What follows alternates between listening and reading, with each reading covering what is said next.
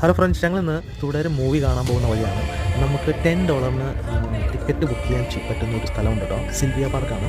അപ്പോൾ ഈ ഓക്ലാൻഡിൽ താമസിക്കുന്ന മലയാളികൾക്ക് വേണ്ടിയാണ്. ആരെങ്കിലും മലയാളം സിനിമകൾ കാണുന്ന ആൾക്കാരാണെങ്കിൽ ട്യൂസ്ഡേകളിൽ ബുക്ക് ചെയ്ത് കഴിഞ്ഞാൽ $10 നമുക്ക് ടിക്കറ്റ് കിട്ടും കേട്ടോ. ഒരു 4 പേരുള്ള ഫാമിലി ആണെങ്കിൽ $40 നമുക്ക് ടിക്കറ്റ് കിട്ടും. ചെറിയൊരു ടാക്സ് ഉണ്ട് കേട്ടോ. അപ്പോൾ അത് ഏകദേശം തിയേറ്ററിൻ്റെ ഉള്ളിലേക്ക് എത്തി. നമ്മൾ ഈ തിയേറ്ററിലേക്ക് കയറുകയാണ്. സിനിമ കണ്ടതിന് ശേഷം നമ്മൾ ബാക്കിയുള്ള വിശേഷങ്ങൾ പറയുന്നതാണ്.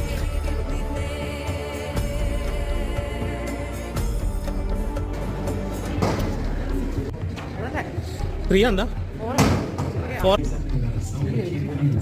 കൊള്ളാലോ തിയേറ്റർ.